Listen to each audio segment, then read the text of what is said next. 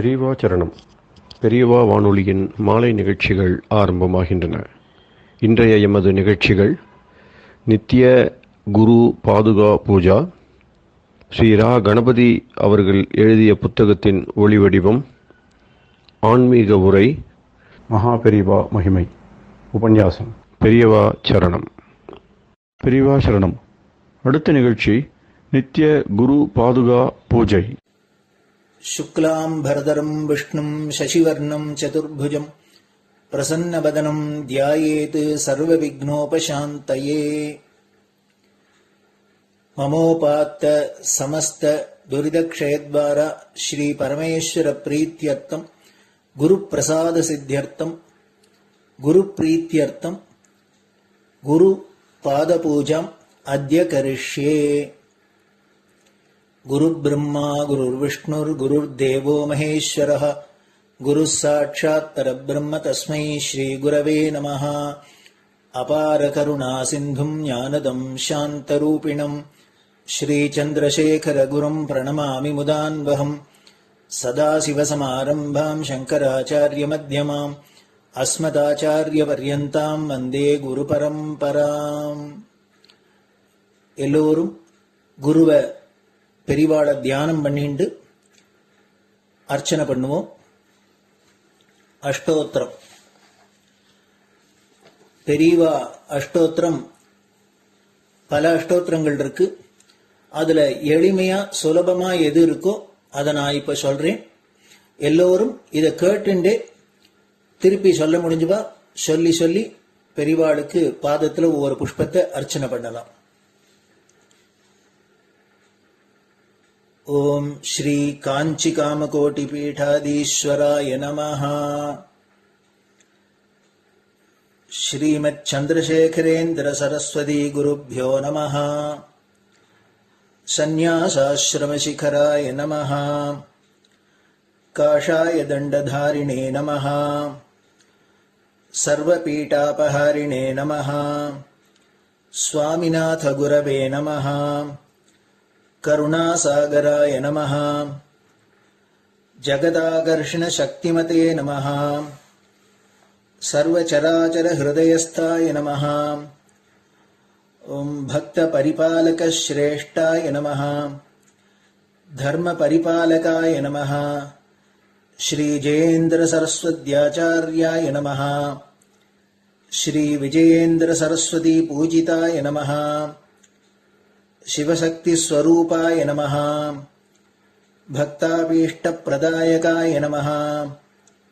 ब्रह्मण्य पोषकाय नमः. ब्रह्म विष्णु शिवैक्य स्वरूपाय नमः. कांची क्षेत्रवासाय नमः. कैलाश शिखरवासाय नमः. स्वधर्म परिपोषकाय नमः. चातुर्वर्ण संरक्षकाय नमः. लोकरक्षण संकल्पाय नमः. ओम ब्रह्मनिष्ठापराय नमः. सर्वपापहराय नमः. धर्मरक्षक संतुष्टाय नमः. भक्तार्पितधन स्वीकर्त्रे नमः.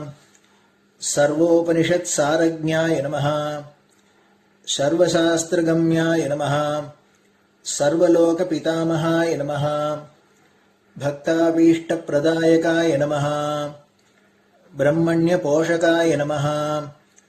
नानाविध पुष्पार्चितपताय नमः. रुद्राक्ष क्रीडधारिणे नमः. भस्मोद्दोलित विग्रहाय नमः.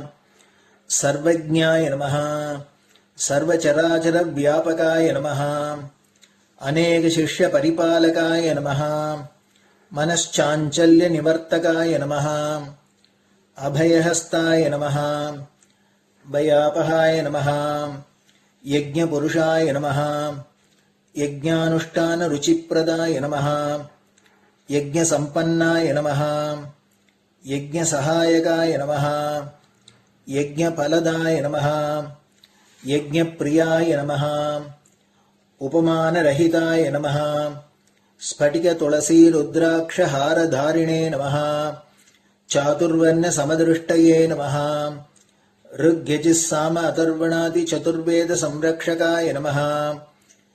दक्षिणामूर्तिस्वरूपाय नमः जाग्रत् स्वप्न सुषुप्ति अवस्थातीताय नमः कोटिसूर्यतुल्यतेजोमय शरीराय नमः साधुसङ्गसंरक्षकाय नमः अश्वगज गोपूजा निर्वर्तकाय नमः गुरुपादुकपूजातुरन्तराय नमः कनकाभिषिक्ताय नमः स्वर्णबिल्वदलपूजिताय नमः सर्वजीवमोक्षदाय नमः मूकवाक्ताननिपुणाय नमः नेत्रदीक्षादानाय नमः द्वादशलिङ्गस्थापकाय नमः गानरसप्रियाय नमः ब्रह्मज्ञानोपदेशकाय नमः सकलकलासिद्धिताय नमः चातुर्वर्ण्यपूजिताय नमः अनेकभाषासम्भाषण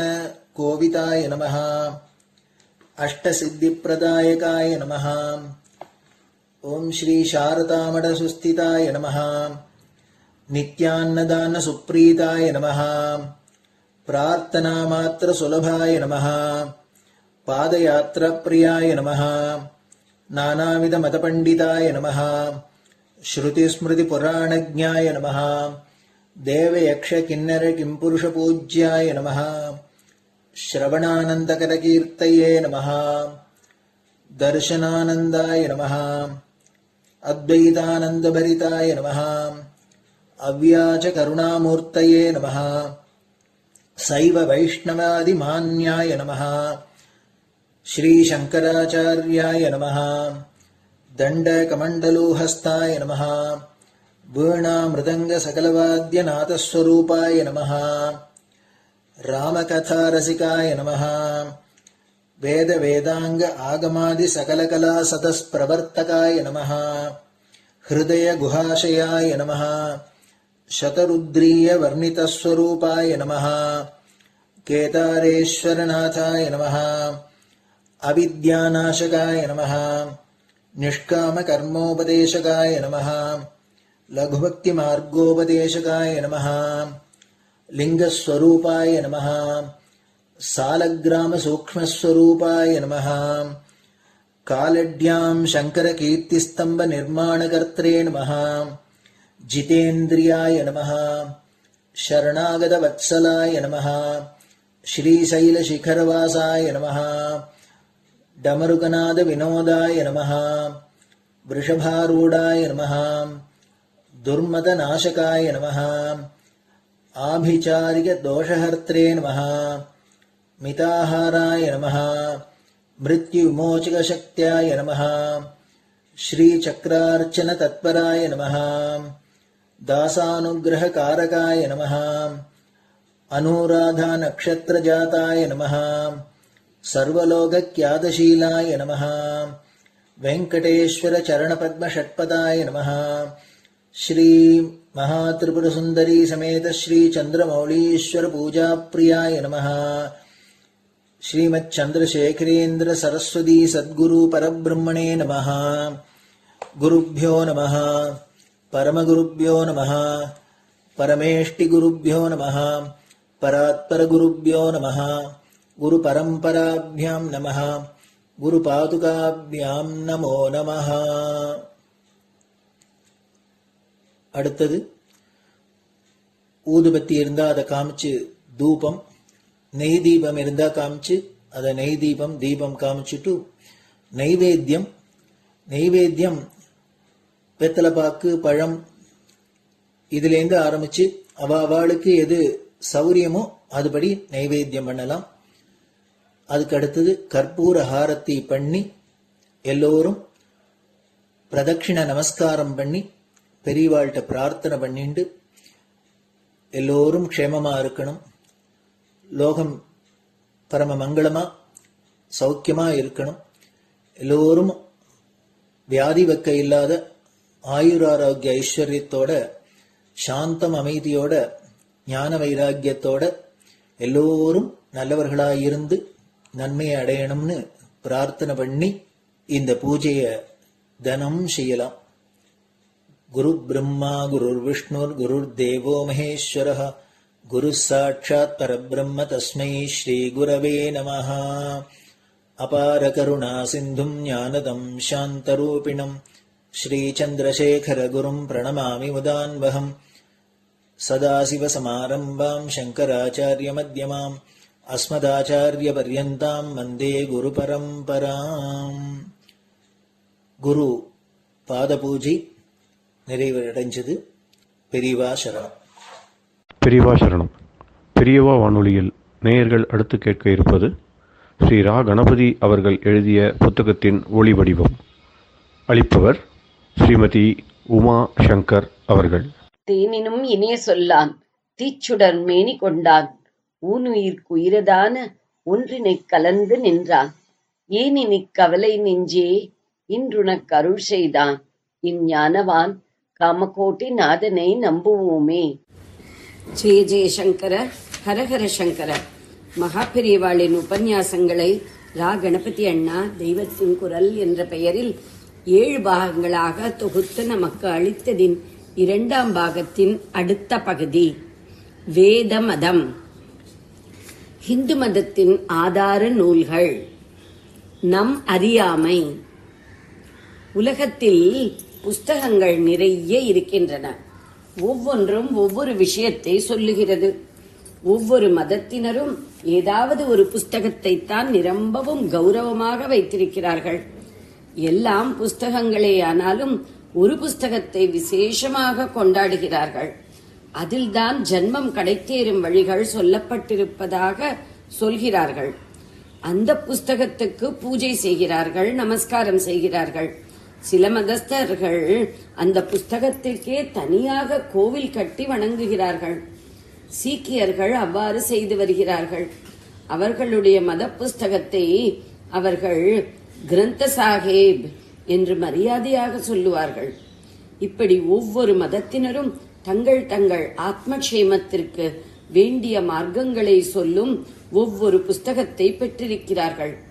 இவையெல்லாம் ஒரு மத ஸ்தாபகரின் பெயரில் இருந்தாலும் வாஸ்தவத்தில் பரமாத்மாவின் வாக்கேதான், பகவானின் ஆக்ஞைதான் அந்தந்த மதஸ்தாபகர் வழியாக வந்தது என்கிறார்கள். இதனால் இவற்றை ரிவீல்டு டெக்ஸ்ட் என்கிறார்கள். இதையே நாமும் அபௌருஷேயம் என்கிறோம். புருஷர்கள், மனிதர்கள் தாமே செய்வது பௌருஷேயம். இப்படி இல்லாமல் பரமாத்மாவே மனிதனை கருவி மாத்திரமாக கொண்டு வெளியிடுவது அபௌருஷேயம். சரி, நம்முடைய வைதிக மதத்திற்கு ஆதாரமாக எந்த புஸ்தகம் இருக்கிறது? மற்ற மதஸ்தர்களை உங்கள் மத புஸ்தகம் எது என்று கேட்டால் அவர்களுக்கு சந்தேகம் இல்லாமல் இன்னது என்று தெரியும். கிறிஸ்தவர்கள் பைபிள் என்பார்கள், முகம்மதியர்கள் குரான் என்பார்கள், பௌத்தர்கள் திரிபிடகம் என்பார்கள், பார்சியர் ஜண்டவஸ்தா என்பார்கள். நம்மை கேட்டால் இந்த காலத்தில் சைவர், வைஷ்ணவர், துவைத்தி, அத்வைத்தி இன்னும் நம் தேசத்தில் இருக்கப்பட்ட பல சம்பிரதாயத்தினருக்கும் பொதுவாக எந்த மத புஸ்தகம் இருக்கிறதென்றால் எல்லோரும் சேர்ந்து எந்த ஒன்றை சொல்லலாம் என்பதே தெரியாமல் விழிக்கிறோம். இதற்கென்ன காரணம்? முக்கியமான காரணம் ஒன்று இருக்கிறது. மற்ற ஜனங்களுக்கு எந்த மதத்தில் ஜனனம் ஏற்பட்டிருக்கிறதோ அந்த மதத்தை பற்றி பள்ளிக்கூடத்திலேயே சொல்லிக் கொடுக்கிறார்கள். அல்லது மத படிப்பை முதலில் 2 அல்லது 3 வருஷங்கள் படித்துவிட்டு அப்புறம் லௌகிக படிப்பை படிக்கிறார்கள். அதனால் சிறு பிராயத்திலேயே அவர்களுக்கு மதத்தை பற்றிய ஞானம் ஏற்பட்டு விடுகிறது. நம்முடைய மதத்தில் மதத்தை பற்றி படிப்பதே கிடையாது. அப்படி படிக்காததனால் என்ன நிலைமை ஏற்பட்டிருக்கிறது? வேறு எந்த மதத்துக்காவது ஆள் வேண்டுமானால் நம்முடைய மதத்திலிருந்து பிடித்துக் கொண்டு போகிறார்கள். மற்ற மதஸ்தர்கள் தங்கள் மதத்திலிருந்து வேறொரு மதத்திற்கு போவதில்லை. காரணம், பால்யத்திலிருந்தே மத சாஸ்திரங்களை அவர்கள் படிக்கிறார்கள். அதனால் அதனிடம் பற்று ஏற்படுகிறது. நாமோ பால்யத்தில் கொஞ்சம் கூட எட்டி பார்ப்பது இல்லை. என்ன வாசித்தாலும் ஏறாத வயதில் நாம் வாசிக்கிறோம். நம்முடைய மத புஸ்தகங்களை நாமே தூஷிக்கிறோம், அழிக்கிறோம். நம் படிப்பெல்லாம் வெள்ளைக்கார முறையில் உள்ள படிப்பு. பேச்சு, டிரெஸ், நடவடிக்கை எல்லாமே வெள்ளைக்காரர்களைப் போல இருக்க வேண்டும் என்பதுதான் நம் ஆசை. சுதந்திரம் வந்த பிறகும் இப்படியேதான் இருந்து கொண்டிருக்கிறோம். முன்னை விட அதிகமாக வெள்ளைக்கார நாகரீகத்தையே நம் வாழ்முறையாக்கிக் கொண்டிருக்கிறோம். ஸ்வதேசியம், பாரத நாகரீகம், நம்முடைய தனிப்பண்பாடு என்று பேசுவதில் மட்டும் குறைவில்லை. உள்ளே பரதேசியாக இருந்து கொண்டு வெளியில் சுதேசி பேச்சு பேசி என்ன பிரயோஜனம்? உள்ளும் புறமும் சுதேசியமாக இருப்பதென்றால் நம் தேசத்துக்கு முதுகெலும்பாக அனாதி காலம் தொட்டு இருந்து வருகிற மத விஷயங்களை பால்யத்திலேயே சொல்லிக் கொடுத்தால்தான் அது சாத்தியமாகும். செக்யூலர் ஸ்டேட்டில், மத சார்பற்ற ராஜாங்கத்தில் இதற்கு வழி பண்ணி தர முடியவில்லை. அதனால் பழைய வெள்ளைக்கார படிப்பே தொடர்ந்து வந்திருக்கிறது. அதில் சொல்லிக் கொடுப்பதெல்லாம் நம்முடைய சாஸ்திரங்கள், சூப்பர்ஸ்டிஷன், மூட நம்பிக்கை என்பதுதான். இதனால் நம் மதத்துக்கு ஆதாரமான புஸ்தகம் என்ன? இந்துக்கள் என்ற பெயருள்ள சகலருக்கும் பொதுவாக என்ன இருக்கிறது என்று கேட்டால் கூட பதில் சொல்ல தெரியாத நிலையில் இருக்கிறோம்.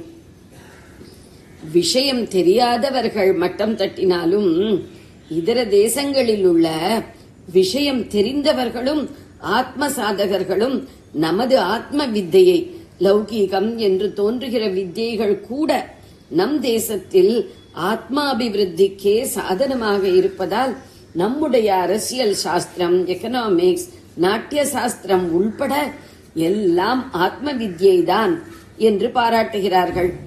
தேடி தேடி எடுத்துக்கொண்டு போய் தர்ஜுமா, டிரான்ஸ்லேட் பண்ணி வைத்துக் கொள்கிறார்கள்.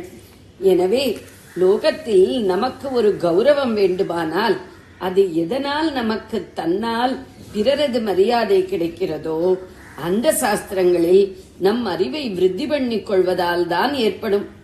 சயின்ஸிலும் டெக்னாலஜியிலும் மற்றவர்களுக்கு மேல் நாம் பண்ணி கௌரவம் பெற முடியாது. அப்படியே இரண்டொருத்தர் நம்மில் நோபல் பிரைஸ் வாங்கினாலும் இதனால் நாம் சந்தோஷிக்கலாமே தவிர லோகம் சந்தோஷிக்காது. சயின்ஸும் டெக்னாலஜியும் நிறைவு தரவில்லை என்று நாம் இந்துக்களிடம் போனால் அவர்கள் பிலாசபியை விட்டுவிட்டு இதில் வந்து விழுந்திருக்கிறார்களே என்றுதான் நினைக்கிறார்கள். இந்தியாவில்தான் மற்ற அத்தனை தேசங்களின் மகான்களை கூட்டினாலும் அதைவிட ஜாஸ்தியான மகான்கள் தோன்றி ஆத்மானந்தத்தை அடைந்திருக்கிறார்கள் என்பதுதான் நம் பெருமை. அதற்கு ஆதாரமாக அவர்கள் கொடுத்து போயிருக்கிற சாஸ்திரங்களை நாம் தெரிந்து கொள்ளாமல் இருப்பது ரொம்ப குறைவான காரியம். நமக்கு ஆதாரமான மத புஸ்தகத்தின் பேரே தெரியவில்லை. தெரியாததால் என்ன மோசம், தெரிந்து கொள்வதால் என்ன லாபம் என்று கூட கேட்கிறோம். பாரத நாகரிகம் என்று லோகம் பூராவும் கொண்டாடுகிற பெரிய சம்பிரதாயத்தின் வாரிசுகளாக வந்திருக்கிற நாம் இப்படி இருக்கலாமா? நம் பண்பாடு என்னவானால் என்ன, பணம்தான் பெருசு என்று கண்டம் கண்டமாக பறந்து கொண்டிருக்கலாமா? இப்படி மற்ற தேசங்களுக்கு போனவர்கள் பல பேர் என்னிடம் வருகிறார்கள். நாங்கள் போயிருக்கிற தேசங்களில் உள்ளவர்கள் எங்களிடம் நம் மதத்தை பற்றி கேட்கிறார்கள். வேதத்தை பற்றி, உபனிஷத்தை பற்றி, கீதையை பற்றி, யோகத்தை பற்றி, கோயில்களை பற்றி, புராணங்களை பற்றி, இன்னும் இப்படி நம் மதத்தில் உள்ள அநேக தத்துவங்களை பற்றி ஆர்வத்துடன் கேட்கிறார்கள். எங்களுக்கு ஒன்றும் பதில் சொல்ல தெரியவில்லை. அவர்களுக்கு தெரிந்த அளவு கூட நம் மதத்தை பற்றி எங்களுக்கு தெரியவில்லை. ரொம்பவும் அவமானமாக இருக்கிறது. அதனால் நீங்களாவது சுருக்கமாக நம் மத சித்தாந்தங்களை, தத்துவங்களை புஸ்தகமாக போட்டுக் கொடுங்களேன் என்று கேட்டுக்கொள்கிறார்கள். அதாவது விதேசியமாக இருப்பதுதான் நமக்கு பெருமை என்று நாம் நினைத்தாலும் அந்த விதேசிகள் நாம் இப்படி இருப்பதை பார்த்து மட்டமாகத்தான் நினைக்கிறார்கள். லோகத்துக்கெல்லாம் பழமையான ஒரு நாகரிகத்தவர்களுக்கு அதனிடம் பற்று போய்விட்டதே என்ற நம்மை பற்றி குறைவாகத்தான் மற்றவர்கள் நினைக்கிறார்கள். நாம் எதையுமே படிக்காமல் எதுவுமே தெரிந்து கொள்ளாமல் இருந்தால் கூட பரவாயில்லை, ஏதோ அறிவு போதாத ஜனங்கள் என்று வைத்து விடுவார்கள். ஆனால் இப்போது நாம் படிப்பதும் பேசுவதும் எழுதுவதும் கொஞ்ச நஞ்சமல்ல. அத்தனையும் சயின்ஸ், டெக்னாலஜி, அரசியல், வேறு தினசான ஆராய்ச்சிகள், சினிமா, கண்ட நாவல் என்று இப்படித்தான் இருக்கின்றன. அறிவில்லாத ஜனங்களாக இல்லாமல் நிறைய புத்தியை செலவழித்து நாம் இத்தனை படித்த போதிலும் எழுதிய போதிலும் நம் தேசத்துக்கே விசேஷமாயுள்ள அத்தியாத்ம சாஸ்திரங்களை புறக்கணிக்கிறோம் என்பதாலேயே நம்மை பிற தேசத்தார் மிகவும் குறைவாக நினைக்கிறார்கள். ஏராள நூல்கள் நம் மத விஷயமாக உள்ளன. நமக்கு அது எல்லாம் வேண்டியிருக்கவில்லை. நாமும் நிறைய படிக்கிறோம். ஆனால் எல்லாம் தேசாந்தர புஸ்தகங்கள் தான். மில்டன், வேர்ட்ஸ்வர்த் எழுதினதெல்லாம் நமக்கு தெரியும். பவபூதி என்ன எழுதினார், ஒட்டக்கூத்தர் என்ன எழுதினார் என்றால் தெரியாது. லூயி டைனாஸ்டி, ஜார்ஜ் டைனாஸ்டி நமக்கு தெரியும். சூரிய வம்சம், சந்திர வம்சம் தெரியாது. ஏன், நம் கோத்திர ரிஷிகள் பேரே தெரியாது. நமக்கு சம்பந்தம் இல்லாதவை கட்டுக்கட்டாக தெரியும். ஆனால் எதை கண்டு லோகம் பிரமிக்கிறதோ அதற்கு ஆதாரமான நம் சாஸ்திரங்களின் பேர் கூட தெரியாது. சாஸ்திரஜர்கள் சொல்ல வந்தாலும் நாம் காது கொடுத்து கேட்பதில்லை, அசட்டை செய்கிறோம். நம் தேசம் இப்படி ஒரு ஹீன ஸ்திதியில் இருக்கிறதே என்று ரொம்பவும் வேதனையாக இருக்கிறது. நம் பண்பாட்டை பற்றி தெரிந்து கொண்டால் பணம் வருமா என்று நாம் கேட்டுக்கொண்டிருப்பதால் இப்படி ஆகி இருக்கிறது. வாஸ்தவத்தில் நாம் பணம் சம்பாதிப்பது, வாழ்க்கை நடத்துவது முதலான சகல விஷயங்களும் அந்த பண்பாட்டை நாம் பூரணமாக தெரிந்து கொண்டு அனுஷ்டித்து நிறைவு பெற வேண்டும் என்பதற்குத்தான். என்ன காரணத்துக்காக நம் மதத்தை தெரிந்து கொள்ள வேண்டும் என்பது தப்பான கேள்வி. அதற்கு காரணம் பிரதிபிரயோஜனம் எதிர்பார்ப்பது முழு பிசகு. நாம் செய்கிற எல்லா காரியங்களுக்கும் பிரயோஜனமாக இருப்பதுதான் மதமே தவிர இதனால் வேறு பிரயோஜனம் வேண்டும் என்பதில்லை. மதானுஷ்டானத்தால் தான் எல்லாவற்றையும் விட மிகப்பெரிய பிரயோஜனமான சாந்தமும் பிரேமையும் மோட்சமும் கிடைக்கிறது என்பதை மறந்துவிட்டு அதனால் பணம் வருமா, வசதி கிடைக்குமா என்று மட்டும் பார்த்து என்ன பிரயோஜனம் என்கிறோம். பற்று பிரேமை இருந்துவிட்டால் இப்படி பிரதி பிரயோஜனம் எதிர்பார்க்கும் எண்ணமே எழாது. எதற்கு இது காரணமாக இருந்தால் நாம் இதை விரும்புவோமோ அந்த பணவசதி முதலானவற்றையெல்லாம் இதற்கு காரணமாக வைத்துக் கொண்டு விடுவோம். ஜெய ஜெய சங்கர, ஹரஹர சங்கர. பெரியவா சரணம். இந்நிகழ்ச்சியின் அடுத்த பகுதி நாளை மாலை இதே நேரத்தில் ஒளிபரப்பாகும். பெரியவா சரணம். பெரியவா சரணம். பெரியவா வானொலியில் நேயர்கள் அடுத்து கேட்க இருப்பது திரு கவிக்கண்ணன் அவர்களின் ஆன்மீக உரை. பெரியவா சரணம். ராம் ராம். ஸ்ரீ குருப்யோ நமஹ. ஜெய ஜெய சங்கர, ஹர ஹர சங்கர. பெரியவா வானொலி நேயர்கள் அனைவருக்கும், மகா பெரியவாவுடைய பக்தர்கள் அனைவருக்கும் அடியேன் கவிக்கண்ணனின் அன்பு கலந்த நல்வாழ்த்துக்கள். ராம் ராம். ஜெய ஜெய சங்கர, ஹர ஹர சங்கர. ஸ்ரீ குருப்யோ நமஹ. சுப்பிரமணிய புஜங்கத்தில் 26வது ஸ்லோகம் பார்த்தோம். அதனுடைய நம்முடைய அவயவங்கள்லாம் எப்படி அந்த ஸ்கந்த மூர்த்தியினுடைய பரமாகவே இருக்க வேணும்னு ஆச்சாரியால் சொன்னார் இல்லையா, அதான் ரொம்ப அழகா பார்த்தோம். என்னுடைய பார்வையானது எப்பொழுதும் உன்னுடைய அழகையே ரசிக்கணும், காதுகள் உன்னுடைய புகழையே கேட்கணும், வாய் உன்னுடைய புனிதமான உன்னுடைய சரித்திரத்தை சொல்லணும், கைகள்லாம் உனக்கு எப்போதும் நல்ல தொண்டு செய்யணும், உடம்பு எப்போதும் உனக்கு அடிமையாக இருந்து உன் சேவையிலேயே ஈடுபட்டு இருக்கணும், என்னோட மனசு உங்ககிட்டயே லயித்திருக்கணும் அப்படின்னு சொன்னார் இல்லையா. இப்போ ஏன் அப்படி லயித்திருக்கணும்? எப்பேற்பட்டவன், எவ்வளவு அழகன் இல்லையா அவன், அவனுடைய பேரே எவ்வளவு அழகு.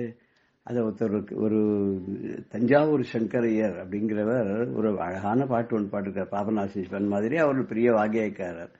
ரொம்ப அழகா அந்த பாட்டு பாடியிருக்கார். மனதுக்குகந்தது முருகன் ரூபம், மாயையை நீக்குவது அவன் திருநாமம், தினமும் காப்பது அவன் கைவேல், தீராவினைகள் தீர்க்கும் கதிர்வேல், மனதுக்குகந்தது முருகன் ரூபம். அந்த முருகனை குரு சுராஜானந்தா அவர்கள் எப்படி பாடுறாருன்னா, அது ஒரு புது கோணத்துல பார்க்கிறார். முருகனின் மறுபெயர் அழகு, அந்த முறுவலில் மயங்குது உலகு, குழுமைக்கு அவனொரு நிலவு, குமராயன நீ சொல்லி பழகு, முருகனின் மறுபெயர் அழகு. அந்த அழகனை இப்படி எல்லா கவிகளும் ரசிக்கிறா இல்லையா, நாமளும் அந்த அழகனை ரசிச்சு துதித்து பஜித்து அவனுடைய அருளுக்கு பாத்திரமாக வேண்டாமா? ஆச்சாரியால் அடுத்த ஸ்லோகமான 27வது ஸ்லோகத்துல என்ன சொல்றாருன்னா, இந்த உலகத்துல எத்தனையோ தேவதைகள் தேவர்கள்லாம் இருக்கா, அவெல்லாம் மகரிஷிகளுக்கெல்லாம் அதோட பக்தியில சிறந்த பக்திமான்களுக்கெல்லாம் அவ வாழ்க்கை என்ன கேட்கிறாளோ அதெல்லாம் செஞ்சு கொடுக்கறாளாம். செஞ்சு கொடுக்கறான்னா அவட்ட என்ன இருக்கோ அதுதான் தருவா, அவளுடைய பவருக்குள்ள இருக்கிறதெல்லாம் செஞ்சு கொடுப்பா. ஆனா அப்படி எல்லாம் இல்லாத ரொம்ப அடிமட்டத்தில் இருக்கக்கூடியவாளுக்கு கூட பக்தின்னு என்னன்னு தெரியாத வெறும பகவானை நினைக்கிறவாளுக்கு கூட அவளுடைய இஷ்டத்தை எல்லாம் கொடுக்கறதுல சுப்பிரமணிய சுவாமி இருக்காரு, அவரை காட்டுல வேற ஒரு தெய்வமே இல்லை அப்படின்னு இவர் சொல்றார். ஆச்சாரியால் சௌந்தர்ய கூட அப்படி என்ன சொல்றார், பயாத்ராத்தும் தாத்தும் பலமபி வாஞ்சாசமதிக்கம். அதான் பயத்திலிருந்து காப்பாத்துறதுக்கும் நம்ம ஆசைப்படுறதுக்கு மேல அதிகமாவே கொடுக்கறதுக்கும் அம்பாளுடைய பாதங்கள் இருக்கு. அது தவகி சரணாதேவ நிபுணம்னு அங்க சொல்லுவார். இங்க இவர் என்ன சொல்றார், நான் ஒன்ன தவிர எனக்கு தெரியாது, ஒன்ன தவிர யார்கிட்டயும் நான் போகமாட்டேங்கிறார். அபிராமி பற்ற கூட ஒரு பாட்டுல, வீணே பலிகவர் தெய்வங்கள் பால் சென்று மிக்க அன்பு பூனேன் உனக்கு அன்பு பூண்டு கொண்டேனார். எல்லா தெய்வங்களும் நம்ம ஏதாவது அவளுக்கு ஆஃபர் பண்ணினாதான், நைவேத்தியம் பண்ணாதான், ஏதோ ஒரு பூஜை ஏதோ ஒரு விதமான ஒரு கொண்டாட்டம் பண்ணாதான் அவ நமக்கு கேட்டதை கொடுப்பாளாம். அந்த மாதிரி தெய்வங்கள்கிட்ட எல்லாம் நான் போகமாட்டேன், உனக்கே அன்பு பூண்டு கொண்டேன் அப்படின்னு சொல்றார் அவர். அப்புறம் இன்னொரு இடத்துல என்ன சொல்றாரு அப்படின்னாக்கா, கொள்ளேன் மனத்தில் என் கோலமல்லாத அன்பர் கூட்டம் தன்னை வில்லேங்கிற, உன்னுடைய ரூப அழக லாவண்யத்தை என்னோட மனசுல வச்சு கொண்டாடுறத தவிர வேற யார்ட்டையும் போகமாட்டேங்கிறார். நாராயண பட்சத்தில் இன்னும் ஒரு படி மேலேயே போய் நாராயணியத்துல சொல்றார், ஏவம் துர்லபிய வஸ்துன்யப்பி சுலபத்தையா ஹஸ்தலத்தே ஜனத்து. ரொம்ப அதிசுலபமா கையில இருக்கிற நெல்லிக்கனி போல நீ இருக்கும்போது, தன்வா வாச்சாதியாவா பஜதி பதஜனஹா சுத்திர தெய்வ ஸ்புட்டேயம்னா, ஜனங்கள்லாம் முட்டாள் ஜனங்கள்லாம் என்ன பண்றாங்கன்னா, மனசா வாச்சா கர்மனா மத்த ஒரு அல்ப ஒரு சந்தோஷத்துக்காக அவ கொடுக்கிற சின்ன சின்ன சின்ன சின்ன இதுக்காக பலனுக்காக போறா. ஏதே தாபத் பயம் து ஸ்திரதர மனசா விஸ்வபீட்டாபகத்தி நிசேஷ ஆத்மானமேவ குரு பவன புராதீசமேவ ஆசிரியாமகான்னுட்டார். நான் அப்படிலாம் கிடையாதுப்பா, நாங்க எப்போதும் அகில விதமான சகல விதமான துக்கங்களையும் கஷ்டங்களையும் நஷ்டங்களையும் போக்கக்கூடிய ஒன்றை தவிர வேற யாரையும் நான் வழிபட மாட்டேன் அப்படின்னு சொல்றார். அதேதான் இங்க முனீனாம் உதாகோ நிருணாம் பக்தி பாஜாம் அபிஷ்ட பிரதாக சந்தி சர்வத்த தேவாக நிருணாம் அந்த்ய ஜானாமபி ஸ்வார்த்ததானி குஹாத்யேவ மன்யம் ந ஜானே ந ஜானே. முனீனாமுதாஹோ நிருணாம் பக்தி பாஜாம் அபீஷ்ட பிரதா சந்தி சர்வத்த தேவா நிருணாமந்த்ய ஜானாமபி ஸ்வார்த்ததானி குஹாத்தேவ மன்யம் ந ஜானே ந ஜானே. அப்படிங்க குஹாத் ஏவம் அந்யம், குஹாத் தேவம் அந்யம், குஹனை தவிர வேற தேவர்களை யாரையும் நஜானே நஜானே எனக்கு தெரியவே தெரியாது. ஏன் தெரியுமா? நிருணாமந்தியஜானாமபி ஸ்வார்த்ததானே, தன்னையே கொடுத்து ஒரு எளிமையான பக்தர்களுக்கு கூட அனுகிரகம் பண்ணக்கூடிய அந்த முருகன். ஆனா அப்படி கிடையாது. மற்ற தெய்வங்கள்லாம் அவெல்லாம் என்ன பண்றான்னா, முனினாம் தாகோ நுணாம் பக்தி பாஜாம் அபீஷ்ட பிரதாக சந்தி சர்வத்திர தேவாக, சர்வத்திர தேவாக சந்தி, எல்லா இடத்துலயும் நிறைய தெய்வங்கள்லாம் இருக்கு. அவள்லாம் என்ன பண்றா? அபீஷ்ட பிரதா, கேட்டதான் கொடுக்கறா. என்ன கொடுக்கறா? அவளுடைய எல்லைக்குள்ள, அவளுடைய சாமர்த்தியத்துக்குள்ள, அவளுடைய சக்திக்குள்ள, அவளுடைய பவருக்குள்ள இருக்கக்கூடிய எதை எல்லாத்தையும் அவ கொடுக்கறா. யாருக்கு கொடுக்கறா? முனிவர்களுக்கு கொடுக்கறா, சில பக்தர்களுக்கெல்லாம் கொடுக்கறா. எத்தனையோ சின்ன சின்ன தேவதைகள்லாம் இருக்கு இல்லையா, கொடுக்கறா. சின்ன சின்ன பொட்டிக்கடையில கூட நமக்கு சில சாமான்கள்லாம் கிடைக்கும். ஆனா எல்லா சாமானும் இங்க கிடைக்குமா? கிடைக்காது. எல்லாமே வேணும்னா ஒரு பெரிய மால் போறோமோ இல்லையா, மகாபெரிவா ஒரு இடத்துல சொல்லுவா, மால்ங்கிறாலே அந்த மால்ங்கிறதுல எல்லா சாமானும் கிடைக்குமா. ஆனா நம்ம திருமால் இருக்காரு வெங்கடவன், அவருக்கு பெருமாள்னு பேரு.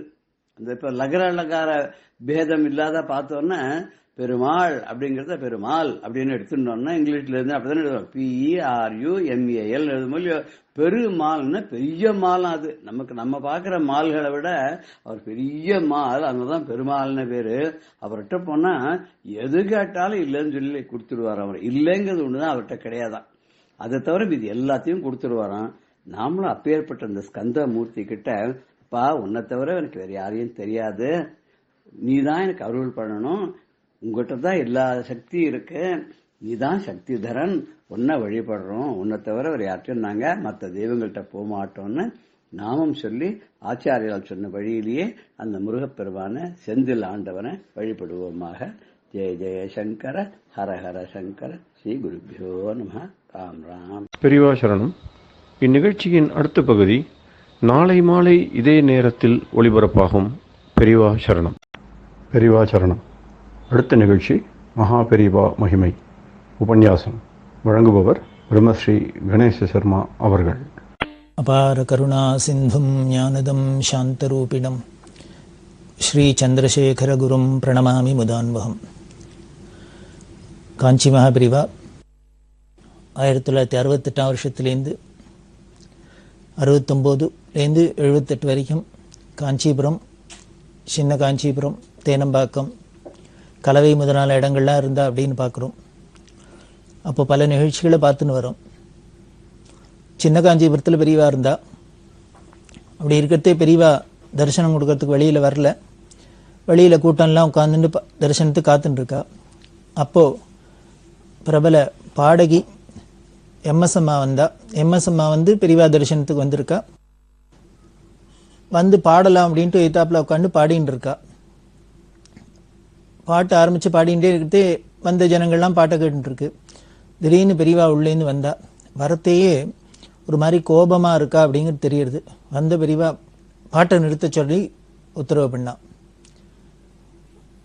எல்லாருக்கும் ஒரு ஆச்சரியம், என்னமோ ஏதோ தெரியல, பெரியவாளுக்கு என்ன தெரியல. பாட்டை நிறுத்த சொன்னா. பாட்டை நிறுத்திட்டு எல்லாரும் எந்தன்னு போச்சொல்லு அப்படின்னு விட்டா.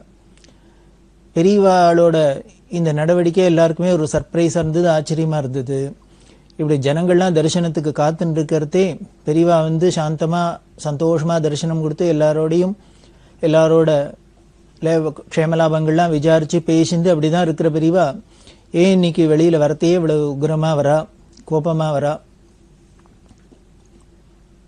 ஏன் இப்படி பாட்டை நிறுத்துன்னு சொல்கிறா. பாடுன்னா மேலே மேலே பாடுன்னு சொல்லக்கூடிய பெரியவா பாட்டை நிறுத்த சொல்கிறா. எல்லாரையும் இப்போ ஏந்துன்னு போங்கன்னு வேற உத்தரவு பண்ணுறா.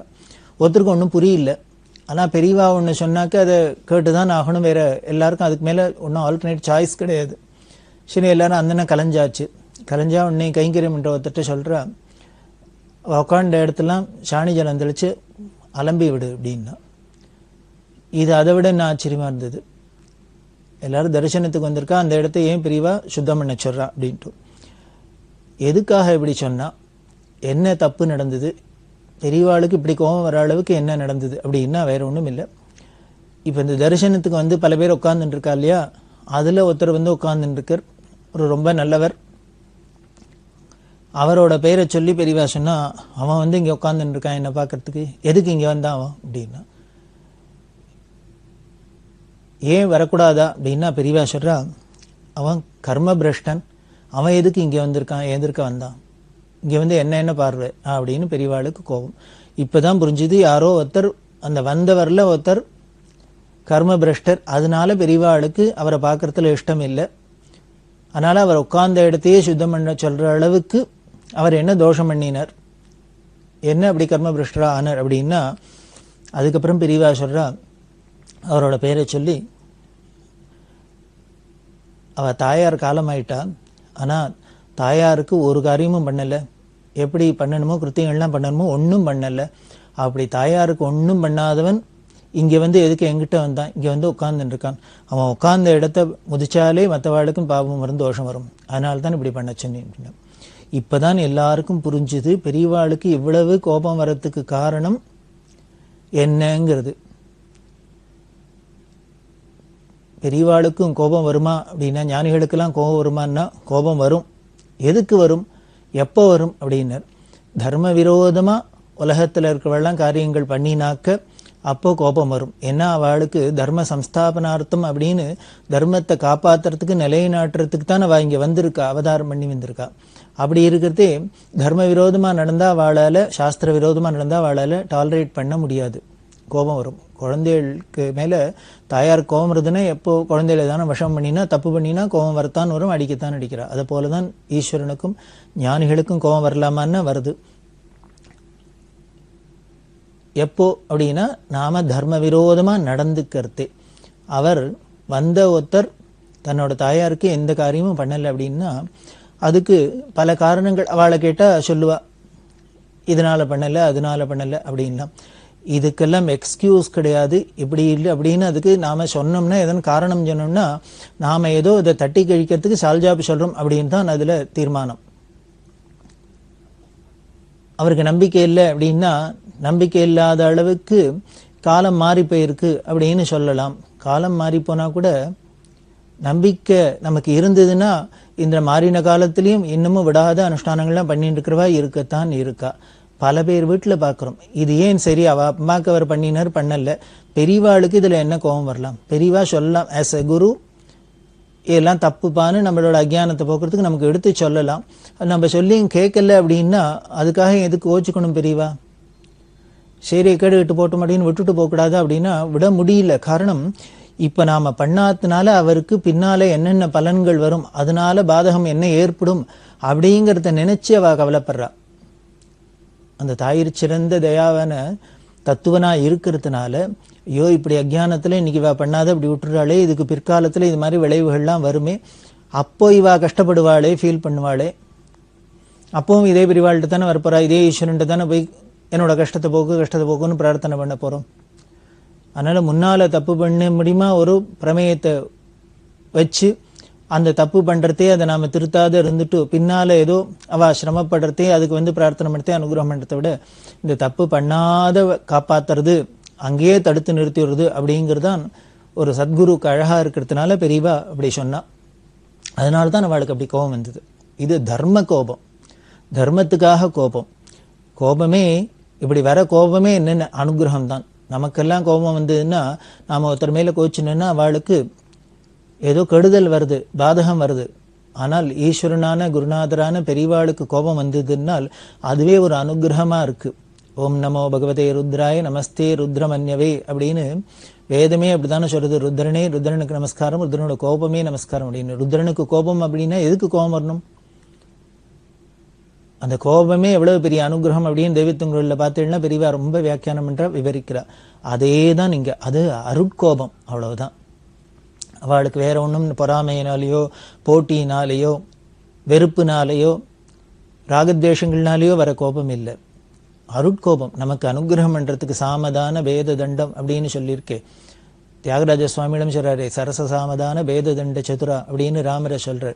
நீ எல்லாத்துலயும் அப்ளை பண்ணி பார்த்தங்கிற ராவணன்ட்ட அவனை நேர்வழி கொண்டுறதுக்கு ஹிதவு மாட்டலந்தோ பாக பலிக்கி தேவி சதமுகான் அயோத்தியா நித்தினுண்டு திவி நத சகோதரனி ராஜு ஜேசி, அப்புறம் என்ன பண்ண ஹதமு ஜேசி, இப்படி என்னெல்லாமோ சாமதான பேதம் அப்படின்னு எல்லா வழியிலும் முயற்சி பண்ணி பார்த்தா எதுக்கும் அவன் மசி இல்லைன்னு கடைசியில வதம் பண்ண முடியுமா ஆச்சு அப்படின்னு தியாகபிரம்மம் சொல்றாப்புல, இதுல எல்லாத்துலயும் நீ 4த்துலயும் கெட்டிக்காரன் அப்படின்னு சொல்றாப்புல தான் எந்தெந்த சமயத்துல யார்கிட்ட எதை காமிக்கணுமோ அதெல்லாம் காமிச்சு தான் ஆக வேண்டியிருக்கு. அப்படிதான் இங்க இவர் பெத்த தாயாருக்கு தான் பண்ண வேண்டிய கடமை.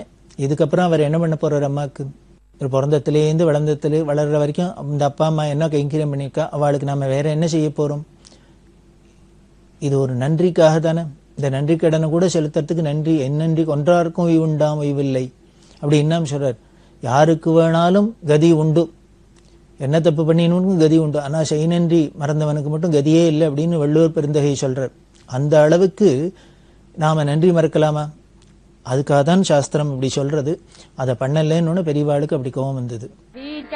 பல பேருக்கு பார்க்குறோம், பல பேர் இந்த இதுக்கு கர்மாக்கள்லாம் பண்ணணுமா, இனிமே சாத்தம் பண்ணணுமா, தர்ப்பணம் பண்ணணுமா, இதெல்லாம் உடனே அவள்லாம் வந்து எய்தாப்புல இருக்காளா, கேட்கிறாளா, அவ எங்க இருக்காளோ என்னெல்லாமோ நாம குயுக்தியில விதண்டாவாதம் பண்றோம். பகுத்தறிவு அப்படின்னு சொல்லிட்டு விதண்டாவாதம்லாம் பண்றோம். நமக்கு இருக்கிற இந்த அறிவும் நமக்கு இருக்கிற இந்த யோஜனை இதெல்லாம் சொன்ன ரிஷிகளுக்கும் இருந்திருக்கும், நிச்சயமா இருந்திருக்கும். நம்மளை விட அவ அறிவுல எங்கேயோ மலையில தான் சிகரமா தான் இருந்தா. அந்த அளவுக்கு நாம ஒத்துக்கலைன்னா கூட, அவ ரொம்ப கெட்டிக்காராளா இருந்தான்னு ஒத்துக்கலைன்னா கூட நம்ம அளவுக்கான இருப்பாளோ இல்லையோ, இல்ல நாம என்ன நினைச்சுருக்கோம், நம்மளை விட முட்டாளா நினைக்கிறோம். அதுதான் அங்க பெரிய தப்பு. நமக்கு தோன்ற இந்த நினைப்பு அவளுக்கும் தோணி இருக்கலாமே. அப்படி இருந்தும் அவ ஏதோ சொல்லியிருக்கா அப்படின்னா அப்போ நாம புரிஞ்சுக்கணும், இதையும் மீறி நம்மளோட அறிவுக்கும் எட்டாத ஏதோ ஒண்ணு இருக்கு விஷயம் அப்படிங்கிறதுல நாம முதல்ல தீர்மானம் இருக்கணும். இது சௌரியம். சில பேர் பார்த்தீங்கன்னா சௌரியப்படலை அப்படின்பா, இது பண்ணலம்பா, என்ன இல்லாமோ. அதாவது நாம ஒரு விஷயத்த ஒரு அனுஷ்டானம் பண்ணாத்துக்கு, ஒரு நல்லது பண்ணாத்துக்கு, தர்ம வழியில போகாத்துக்கு காரணங்கள் பல சொல்லலாம். நாம அவளுக்கு பார்த்தீங்கன்னா அந்தந்த ஆங்கிள் அவ சொல்றதை பார்த்தா ரொம்ப நியாயம் மாதிரியே தான் அது பேசுவா. ஆனா அது நியாயம் இல்லை, பண்ணித்தான் ஆகணும். அப்படின்னா எப்படி சட்டமா நமக்கு சொல்லிக்கோ, இதெல்லாம் சட்டம்னா சொல்லியிருக்கு. சாஸ்திரம்ங்கிறதே ஒரு சட்டம் தான். அதை நாம அது கடமையே பிடிச்சிருக்கோ பிடிக்கலையோ, சௌரியம் இருக்கோ சௌரியப்படலையோ பண்ணித்தான் ஆகணும் அப்படிங்கிறது. சில பேர் பார்த்தா எனக்கு சாதம் பண்ணணும்னு ஆசையாக தான் சார் இருக்கு, ஆனால் எங்கள் வீட்டில் சம்சாரம் ஒத்துக்க மாட்டேங்கிறா, எங்கள் வீட்டில் இடம் இல்லை, எனக்கு இல்லையா புகை எனக்கு சரியா புகையை ஒத்துக்க மாட்டேங்கிறது, இப்படிலாம் என்னெல்லாமோ பார்த்தீங்கன்னா பல பேர் பல காரணங்கள் சொல்றதை நாம பார்க்குறோம்.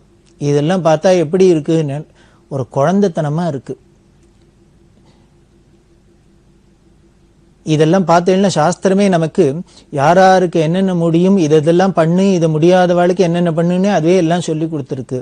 இப்போ பார்த்தீங்கன்னா என்னால புகையில உட்காந்து பண்ண முடியலையா, இல்லை எனக்கு ஏதாவது சரீரத்தில் அசௌரியம் இருக்கா, எனக்கு உடம்பு சரியில்லை அப்படின்னா உடனே என்ன பண்ணுங்கிறது, இவா கையிலால தர்ம பில்லை வாங்கிட்டு இன்னொருத்தர் பண்ணலாம் அப்படின்னு சாஸ்திரம் சொல்றது.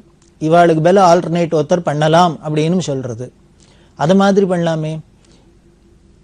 அப்படியும் இல்லாத அதுக்காக எனக்கு புகை ஆகாது, என்னால உட்கார முடியாது, எங்க வீட்டுல சௌரியம் இல்லை அப்படின்னா இந்த இடத்துல சௌரியம் இல்லையா இன்னொரு இடத்துல போய் பண்றது.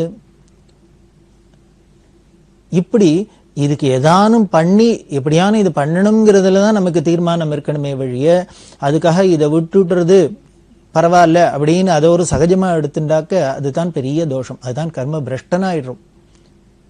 அது ரொம்ப மகா தப்பு. அதனால எப்பாடுபட்டானு எக்காரணத்துக்கு பட்டானு நமக்கு முடியல அப்படின்னாலும் ஒரே பஞ்சமா இருந்தா கூட, நாடே தலைவரிச்சாடி பஞ்சமா இருந்தா கூட எத்தையானும் எடுத்து சாப்பிட்டு நம்ம வயத்தை ஒப்பிக்கணும் அப்படின்னு நினைக்கணும் இல்லையா. அது போலதான் இதெல்லாமும் எப்பாடுபட்டானும் இதை பண்ணித்தான் ஆகணும் அப்படிங்கிறதுல பெரியவா ரொம்ப தீர்மானமா இருந்தா அதை வலியுறுத்தி திருப்பி திருப்பி சொன்னா.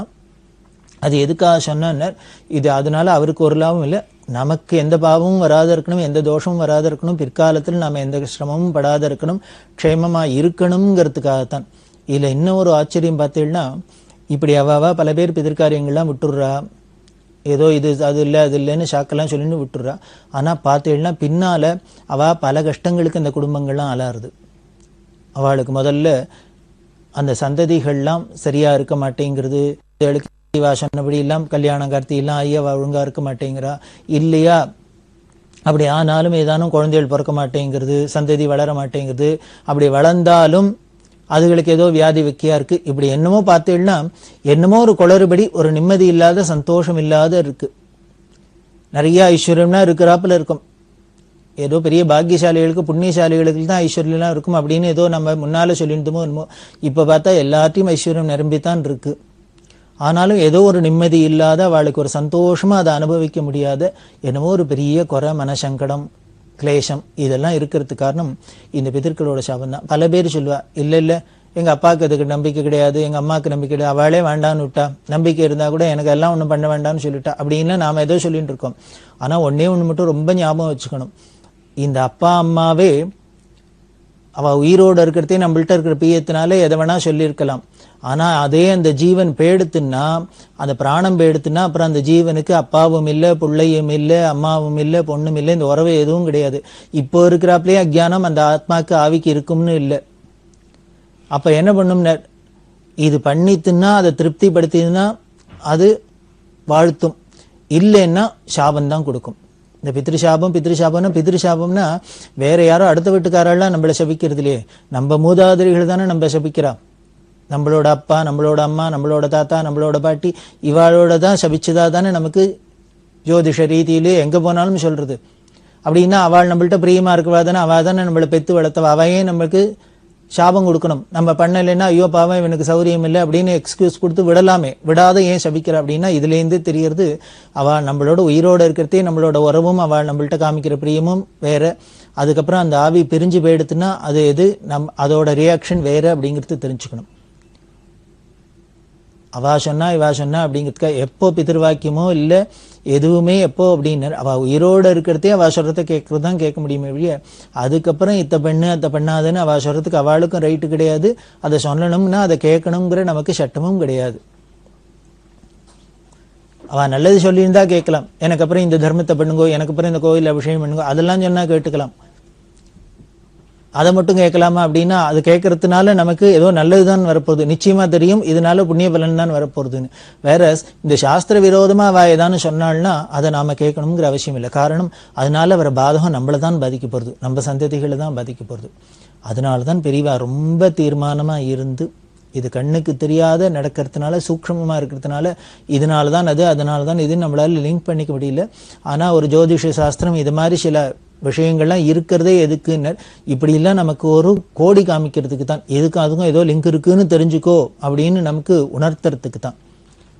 அதை போலதான் இங்கேயும் என்ன பண்ண, அவருக்கு என்னதோ தெரியல, இத்தனைக்கு நல்ல வசதி உள்ளவர் தான், பெரிய கோடீஸ்வரர் தான், என்னமோ தெரியல தாயாருக்கு பண்ண வேண்டிய காரியங்களை அவர் பண்ணல. அது பெரியவாளுக்கு தாங்கல்ல. பெரியவா இப்ப பார்த்தீங்கன்னா அங்கங்க இந்த பிதிர்காரியங்கள்லாம் பண்றதுக்கு பல இடங்கள்ல பல அமைப்புகள்லாம் வச்சிருக்கா. ஞானவாபி, பிரம்ம தீர்த்தம், இது மாதிரி பல இடங்கள்ல எல்லா இடத்துலயும் சௌரியங்கள்லாம் பண்ணி கொடுத்துருக்கா. அதுவும் குறிப்பா நகரங்கள்லாம் ஏற்படுத்தி கொடுத்துருக்கா. இதுக்கெல்லாம் காரணம் பெரியவாதான். அந்த ஆவிகள்லாம் அப்படி சரியா காரியங்கள்லாம் நடக்காத இருக்கிறதெல்லாம் ஏதானும் ஆயிடுக்க போறது, அதனால உலகத்துக்கு பல கேடுதல்லாம் வரப்போறது, ஜனங்களுக்கு ஒரு சிரமம் வரப்போறதுங்கிறதுக்காக தான் அதெல்லாம் சாந்தி அடையணும், அதுகளுக்கெல்லாம் திருப்திப்படுத்தணும் அப்படிங்கிறதுக்காக தான் பெரியவா இதெல்லாம் ஏற்பாடு பண்ணினா. அப்படி இந்த சின்னகாஞ்சிபுரத்தில் இருக்கிறது யாரோ ஒருத்தர் எப்படி தாயாருக்கு சரியா பண்ணலேன்ட்டு வந்தார். அவர் தங்கிட்ட வந்ததுனால கோபம் இருந்த இடத்தையே அலம்பி விட சொன்னா அப்படின்னா, பெரியவாளோட கோபம் எதுக்காக இருக்குன்னு இப்ப புரிஞ்சுக்கலாம். அவ கோபம்னா இந்த கோபமே அனுகிரகமா இருக்கு பாருங்க. இந்த பெரியவாளோட கோபத்துக்கு பயந்துன்னு அவர் பண்ணினார்னா அவருக்கு அனுகிரகம் தானே அது. நாராயணன் ஒரு பக்தர், அவர் ஒரு பெரிய கம்பெனியில உத்தியோகமா இருந்தார், பெரியவா பக்தர். அவர் பெரியவாள்கிட்ட ரொம்ப அந்யோன்யமா இருந்து அந்தரங்கமா பல பெரியவா சொன்ன கைங்கரியங்கள்லாம் பண்ணியிருந்தவர். அவர் பெரிய கம்பெனியில உத்தியோகமா இருக்கார். அவரோட பாஸ் அவர் என்ன பண்ணார், அவாத்துல அவர் தாயார் காலமாயிட்டா. இவர் முதல் நாள் இந்த காரியங்கள்லாம் முடிச்சார். அதுக்கப்புறம் மறுநாள்லேருந்து ஆஃபீஸ் வர ஆரம்பிச்சிட்டார். இந்த நாராயணனுக்கு ஷாக்கா இருந்தது. என்ன ஒரு பெத்தவாளுக்காக ஒரு 10 நாள் 15 நாள் நம்மளால ஸ்பேர் பண்ண முடியலன்னா அப்புறம் நம்ம என்ன குழந்தைகள், என்ன நன்னி உள்ள நாம மனுஷா. இது வந்துட்டாரே, வந்ததுனால இது மாதிரிலாம் இந்த எச்சத்திட்டெல்லாம் கலக்கிறதுனால அவளுக்கு மட்டும் இல்லை, அந்த இடத்துக்கே ஒரு துர்பிக்ஷம் வந்துடும், ஒரு கெடுதல் வந்துடும். அதனால எதானா ஆயிட போறதே அப்படிங்கிறதுனால என்ன பண்ணார், அவருக்கு அட்வைஸ் பண்ணினார். அவரானா ஒன்றும் இல்லை, நம்பிக்கை இல்லையோ என்னமோ தெரியல, ஒன்றும் இதுக்கு சரியா வரல. அதுக்கப்புறம் இவர் பெரியவாள்கிட்ட பிரார்த்தனை பண்ணிட்டு இவர் சில அட்வைஸ்லாம் சொல்றதை பண்ணார். உங்களுக்கு நம்பிக்கை இருக்கு, இல்லை நீங்க இப்ப பண்ணிடுங்கோ, இப்போதான் பண்ண முடியும், இதுக்கு இந்த டயத்துல தான் பண்ணணும்னு இருக்கு. அந்தந்த காலத்துல காலம் தவறி நாம எதுவும் பண்ண முடியாது. அதனால இப்ப நீங்க இப்போ நம்பிக்கை இருக்கோ இல்லையோ பண்ணிடுங்கோ, உங்களுக்கோ வசதி இருக்கு பண்ணிடுங்கோ. இப்ப நம்பிக்கை இல்லாத நீங்க பண்ணினா கூட உங்களுக்கு 2 அட்வான்டேஜ். ஒன்னு என்ன அப்படின்னு, இன்னைக்கு வேணா உங்களுக்கு இதெல்லாம் நம்பிக்கை இல்லாத இருக்கு, காலம் மனுஷா இப்படியே தான் இருப்போம்னு சொல்ல முடியாது. என்னைக்கோ வயசாக வயசாக நமக்கு அப்பப்போ ஏற்பட பழக்க வழக்கங்கள், சத் சங்கம், நம்மளோட பழகிற மனுஷாரோட அந்த இன்ஃப்ளூயன்ஸ்னால நமக்கு சத் சங்கம் கிடைச்சு நமக்கு இதெல்லாம் ஒரு ருச்சி வரலாம். அன்னைக்கு ருச்சி வந்ததுன்னாக்க அப்போ ஃபீல் பண்ணுவோம். நீங்க உங்களுக்கு இதுல நம்பிக்கை வர அன்னைக்கு இனிமே திருப்பி உங்க அம்மாவை கூட்டின்னு வர முடியாது, அப்புறம் உங்க அம்மா போக முடியாது, அவளுக்கு காரியம் பண்றதெல்லாம் நடக்காத காரியம். இனிமே திருப்பி அதை கொண்டு வர முடியாது. அன்னைக்கு வந்ததுன்னா அப்படி நம்பிக்கை வந்துடுத்துனா நீங்க இப்ப பண்ணாத விட்டதை நினைச்சே உங்களுக்கு கில்ட்டியா ஃபீல் பண்ணுவீங்க. அதுவே ஒரு பெரிய தண்டனையா இருக்கும், மனசு வருத்தப்படும். அந்த தாபத்துக்கு இடம் கொடுக்கணும்னா பண்ணிடுங்க அப்படின்னு. உடனே அவர் சொன்னார், எனக்கு அன்னைக்கு அப்படி அது மாதிரி பின்னால நான் மாற போறேங்கிறதுக்கு என்ன கேரண்டி, நான் மாறாத இப்படியே இருந்தா என்ன அப்படின்னு. அதுக்கு இவர் சொன்னார், சரி இப்படியே இருக்கல்னே வச்சுப்போம், நீங்க மாற போறதுல உங்களுக்கு ஆஸ்திக புத்தி வரலன்னு வச்சுப்போமே. அப்படி இருந்தா கூட உங்க தாயாருக்கு இதை பண்றதுனால உங்களுக்கு ஒன்றும் நஷ்டம் இல்லையே. ஒண்ணு வேணா வச்சுங்கோ, நம்மளை பெத்த கடமைக்காக அவளுக்காக எத்தனையோ நாம செலவழிச்சிருக்கோம், என்னெல்லாமோ டயத்தை வேஸ்ட் பண்ணியிருக்கோம், பணத்தை வேஸ்ட் செலவழிச்சிருக்கோம், எல்லாம் பண்ணிக்கோம். அதை மாதிரி இதுவும் அம்மாக்காக ஏதோ ஒரு தண்டு செலவு பண்ணோம்னு வச்சுக்கோங்களேன். இந்த வழியில எடுத்துட்டாலும் உங்களுக்கு ஒன்றும் பிற்காலத்துல பாதகம் வரப்போறது இல்லை, அந்த வழியில எடுத்துனாலும் பாதகம் வரப்போறது இல்லை. இப்படி ரெண்டுத்துக்குள்ளே ஏதோ ஒண்ணு வச்சுன்னு நீங்க பண்ணுங்க. பிற்காலத்துல நம்பிக்கை வந்தா அதுக்கு இப்ப ஆறுதலா இது நல்ல வேளை அன்னைக்கு அவர் சொன்னார், அன்னைக்கு சொல்றதுக்கு ஆள் இருந்ததுன்னா நான் ஏதாவது பண்ணிருப்பேன், எனக்கு அன்னைக்கு எடுத்து சொல்றதுக்கு ஆள் இல்லை அப்படின்னு நீங்க தாபப்படாத வருத்தப்படாத அளவுக்கு இன்னைக்கு பண்ணிட்டேன்னா இது அன்னைக்கு உங்களை கை கொடுக்கும். அப்படி இல்லை நம்பிக்கையே வராது, நீங்க இப்படியே இருந்தேன்னாலும் இப்படி நீங்க மனசை சமாதானப்படுத்திக்கலாம். ஏதோ அம்மாக்காக இப்படி தொலைச்சோம் தண்டமா ஒன்றும் இது மாதிரி பண்ணி போனா போட்டும், எத்தனையோ 10ஓட 11 நமக்கு எவ்வளவோ நஷ்டப்படுறோம், அதுல இது ஒண்ணு இருக்கட்டும் அப்படின்னு அதையும் நீங்க சமாதானப்படுத்திக்கலாம் அப்படின்னு சொல்ல அவர் பண்ணிட்டு பெரியவா ரொம்ப சந்தோஷப்பட்டா.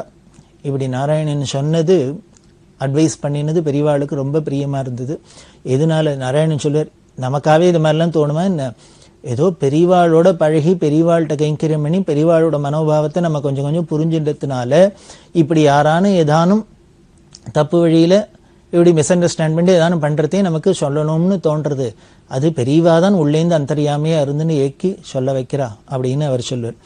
இப்படி நாம் அந்த அனுஷ்டானங்களை விட்டா பண்ண வேண்டிய டியூட்டியிலேருந்து கடமையிலேருந்து தவறதே பெரியவாளுக்கு கோபம் வரும். அந்த கோபமும் அனுகிரகம் தான் அப்படின்னு சொன்னோம்.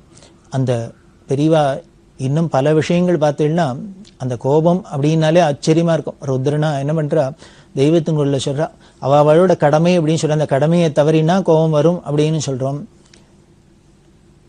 அப்ப பிராமணனை பத்தி சொல்றதே வேதம் படிக்கிறதான் இவனோட கடமை, வேதாத்தியனம் பண்றது, வேதத்தை சம்ரட்சணம் பண்றது, அதுல சொன்ன டியூட்டிஸை பண்றது, யாகங்கள் பண்றதா இவனோட டியூட்டி.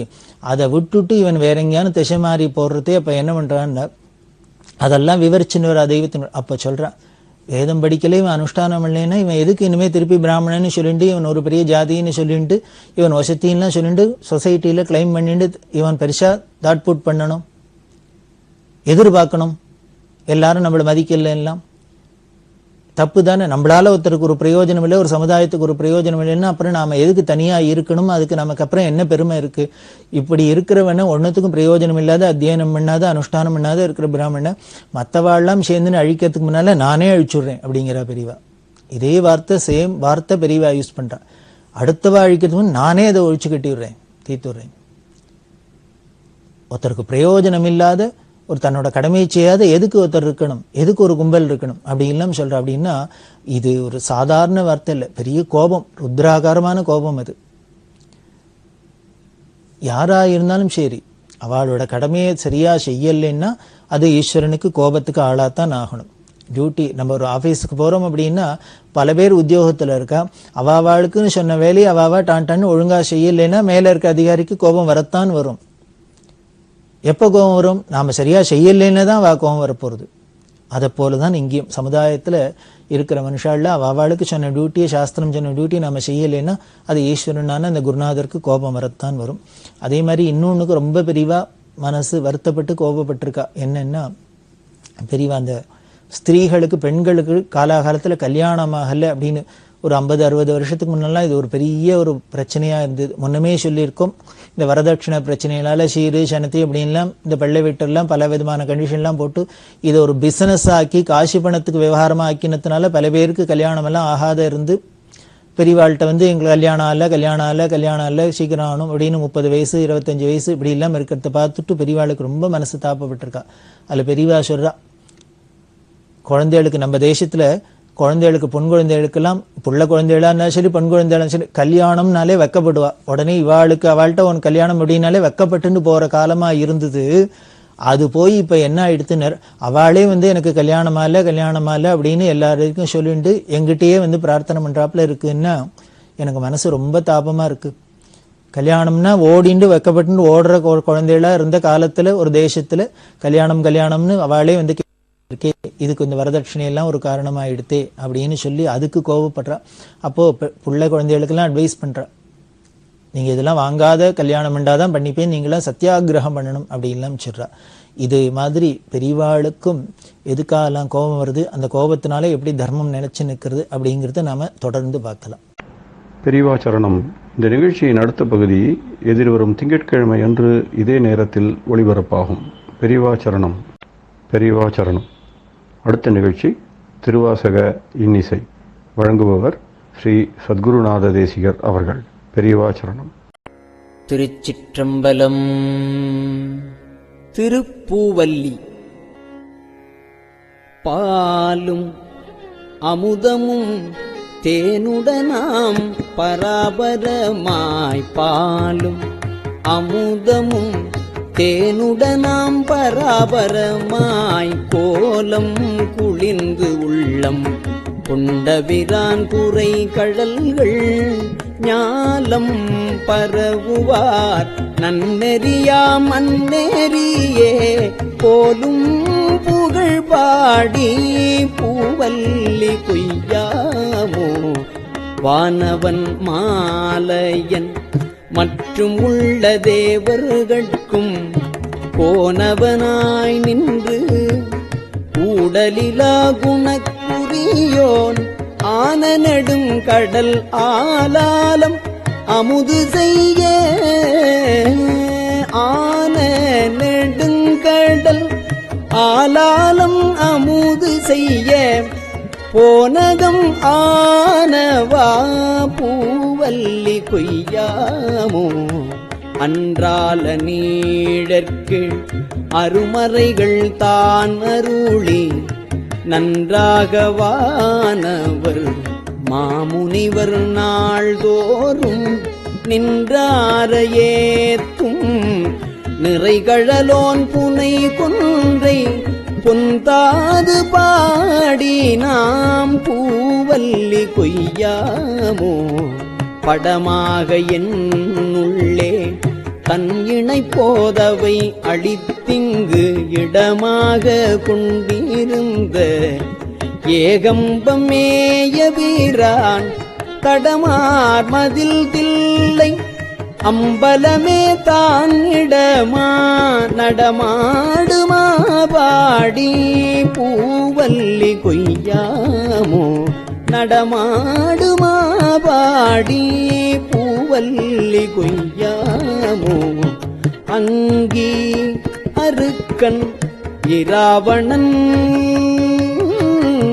அங்கி அருக்கன் இராவணன் அந்தகன் கூற்றன் செங்கண் அரி அயன் இந்திரனும் சந்திரனும் பங்கமில் தக்கனும் எச்சனும் தம் பரிசழிய பொங்கிய சீர்பாடி நாம் பூவல்லி கொய்யாவோ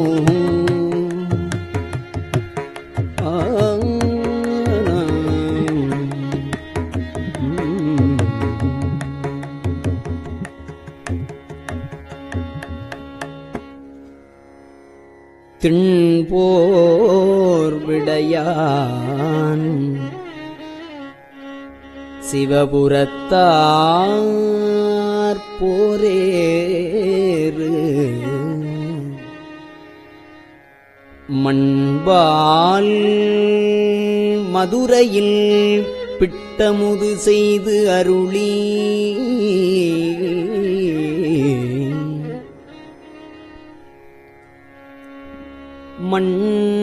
மண்பால் மதுரையில் பிட்டமுது செய்து அருளி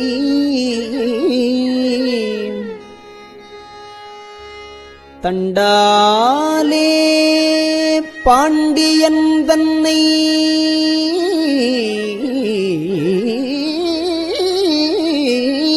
பணிகொண்ட தண்டாலே பாண்டியன் தண்டாலே தன்னை பணிகொண்ட புண்பாடல் பாடி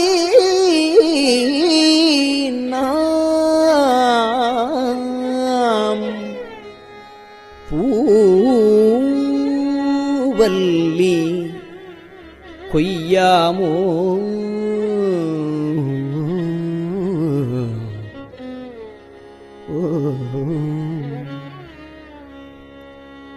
முன்னாய மாலையனும் வானவரும் தானவரும் புன்னாறு திருவடி தாமறியாறு போற்றுவதே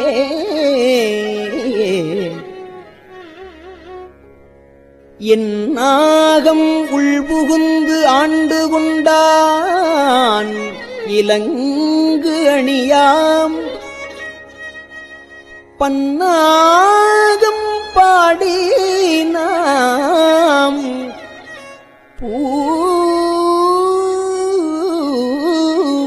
பூவல்லி கொய்யாமோ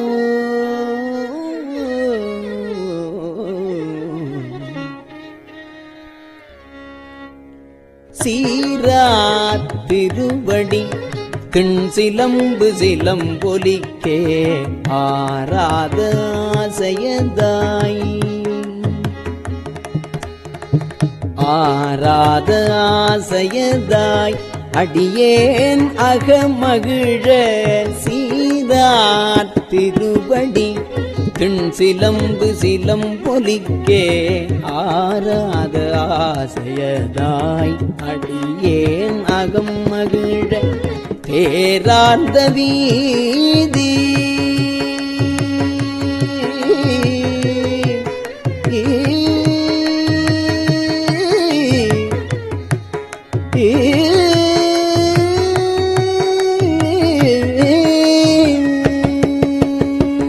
தேரார்ந்த வீதி பெருந்துரையான் திருநடம் தேரார்ந்த வீதி பெருந்துரையான் திருநடங்கை பேரானந்தம் பாடி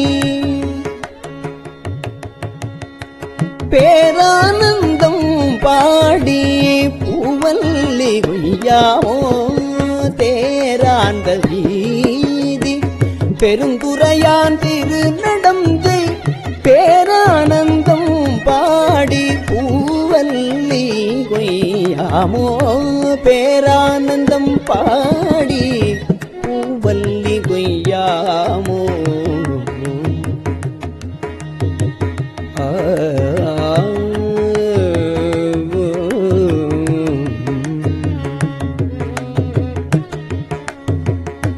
அத்தி உரித்தது போர்த்தருளும் பெருந்துரையான் அத்தி உரித்து அது போர்த்தருளும் பெருந்துரையான் பித்த வடிவு கொண்டு இவ்வுலகில் பிள்ளையுமாம் முத்தி முழு முதல் உத்தர கோசமங்கை வள்ளல்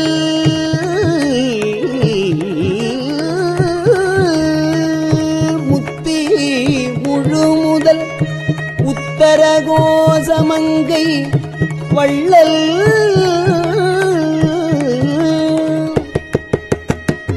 புத்தி புகுந்தவா பூவல்லி பொய்யாமோ மாவார ஏறி மதுரை நகர் புகுந்தருளி மாவார ஏறி மதுரை நகர் புகுந்தருளி தேவார்ந்த கோலம் திகழ பெருந்துரையான் கோவாகி வந்து எம்மை குற்றேவல் கொண்டருளும் கோவாகி வந்து எம்மை குற்றேவல் கொண்டருளும் பூவார் கடல் பரவி கோவாகி வந்து எம்மை குற்றேவல் கொண்டருளும் பூவார் கடல் பரவி பூவல்லி பொய்யாமோ பூவார் கடல் பரவி பூவல்லி பொய்யாமோ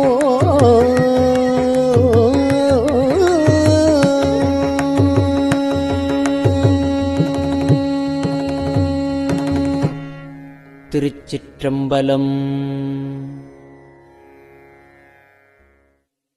பெரியவா சரணம். இந்நிகழ்ச்சியின் அடுத்த பகுதி நாளை மாலை இதே நேரத்தில் ஒளிபரப்பாகும். பெரியவா சரணம். பெரியவா சரணம். பெரியவா வானொலியின் இன்றைய நிகழ்ச்சிகளின் நிறைவாக திருப்பொன்னூசல் வழங்குபவர் சத்குருநாத தேசிகர் அவர்கள். பெரியவா சரணம். திருச்சிற்றம்பலம். திருப்பொன்னூசல். உன்னற்கரியதிரு உத்தர கோசமங்கை உன்னற்கரியதிரு உத்தர கோசமங்கை மன்னி போலிந்திருந்த மன்னி போலிந்திருந்த மாமரையோன் தன் புகழே பன்னி பணிந்திரஞ்ச பாவங்கள் பற்றறுப்பான் அன்னத்தின் மேலேறி அன்னத்தின் மேலேறி ஆடும் அணி மயில் போல் என்னத்தன் என்னையும் ஆட்கொண்டான் எழில்வாடி பொன்கொத்த பூன்முலையே பொன்வொத்த பூன்முலையீர் பொன்னூசல் ஆடாமோ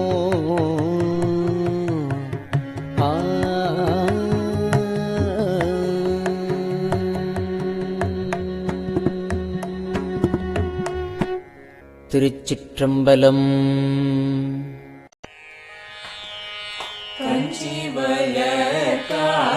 காமாட்சி தன் குழந்தாய் சங்கரரே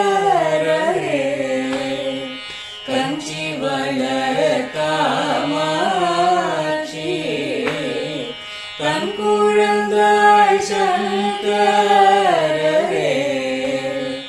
குரு சந்திரசேகரரே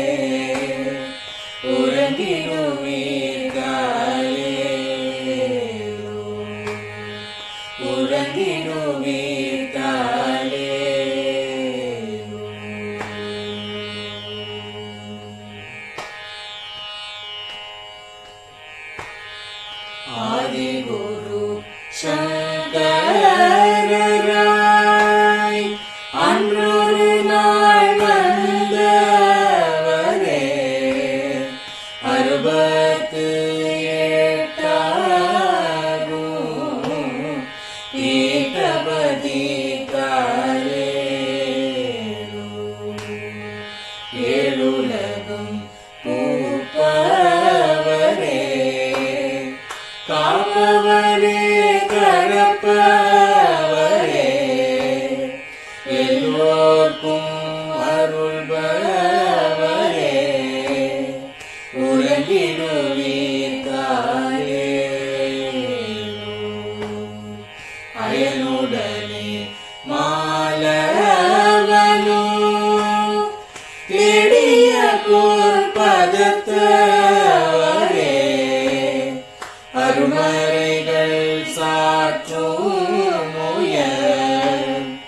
மலர்பதமே தாயே முக்தி நிலை எய்திடவே சக்தி தரும் சத்குருவே முக்தி நிலை எய்திடவே சக்தி தரும் சத்குருவே நித்தமெங்கள் நாவீசையில் நித்திரை கொள்தாயே நித்தமெங்கள் நாவீசையில் நித்திரை கொள்தாயே நித்தமெங்கள் நாவீசையில் நித்திரை கொள்தாயே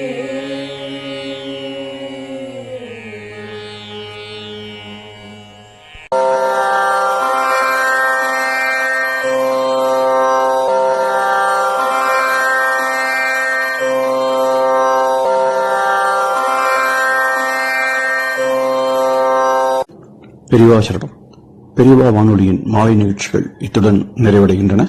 எமது அடுத்த ஒளிபரப்பு நாளை காலை இந்திய நேரப்படி 6 மணிக்கு துவங்கும். பெரியவா சரணம்.